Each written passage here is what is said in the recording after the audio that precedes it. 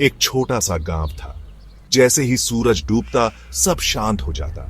पेड़ों की डालियां पंजों जैसी लगती। हवा में अजीब सी खुशबू, जैसे कोई फुसफुसा रहा हो, जाने दो जाने दो। बच्चे घरों में घुस जाते। बूढ़े लोग आग के पास बैठकर डरावनी कहानियां सुनाते।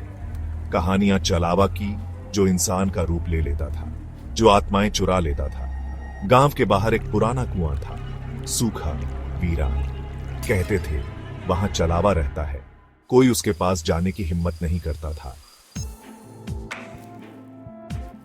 एक दिन एक अजनबी गांव में आया, थका हुआ, भूखा। उसने मदद मांगी, लेकिन सबने दरवाजे बंद कर लिए। डर सबके चेहरे पर दिख रहा था। रात में कुत्ते भौंकने लगे। गांव वालों ने खिड़कियों से देखा, वो आदमी कुएं के पास बैठा था, अकेला, उदास। फिर वो गायब हो गया। अगली सुबह गांव में हंगामा मच गया। एक बच्ची गायब थी, छोटी रानी, जो हमेशा हंसती रहती थी। उसकी मां का रोना बहुत दूर तक सुनाई दे रहा था। गांव वाले खेतों में, जंगल में, हर जगह ढूंढने लगे, लेकिन रानी नहीं मिली। हवा में बस डर और पछतावे की फुसफुसाहट थी। काश उन्होंने उस आदमी की मदद की होती। शाम को एक किसान ने खेत में कुछ देखा, एक परछाई जो भाग रही थी, उसके हाथ में एक लाल दुपट्टा, रानी का दुपट्टा। किसान डर गया, वो भागकर गांव गया। उसे समझ आ गया था, चलावा गांव में आ गया था और अब वो उनके बच्चों को लेने आया था। गांव की सबसे बुजुर्ग औरत दादी मां आगे आई। उनकी आंखों में डर नहीं बल्कि हिम्मत थी। उन्होंने बताया, चलावा कोई राक्षस नहीं, एक दुखी आत्मा है। बहुत पहले एक औरत को इसी कुएं में जिंदा जला दिया गया था।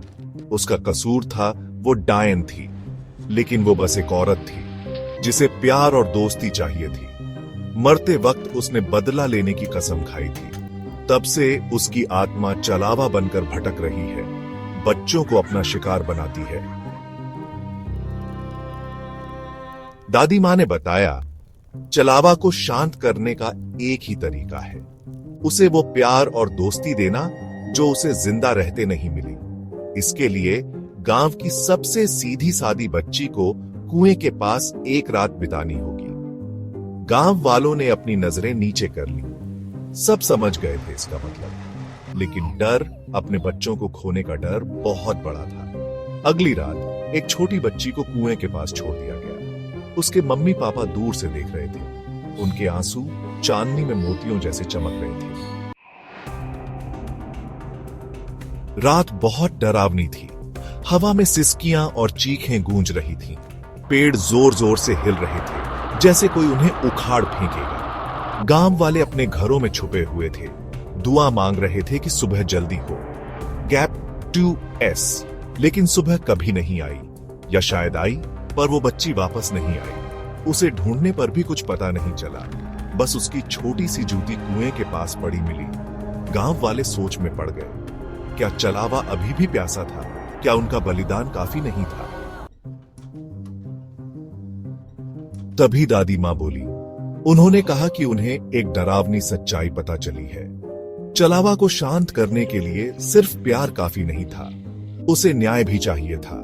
उस औरत को बेकसूर होते हुए जला दिया गया था और उसके हत्यारे अभी भी इसी गांव में हैं, वो लोग जिन्होंने उसे डायन बताकर जलाया था।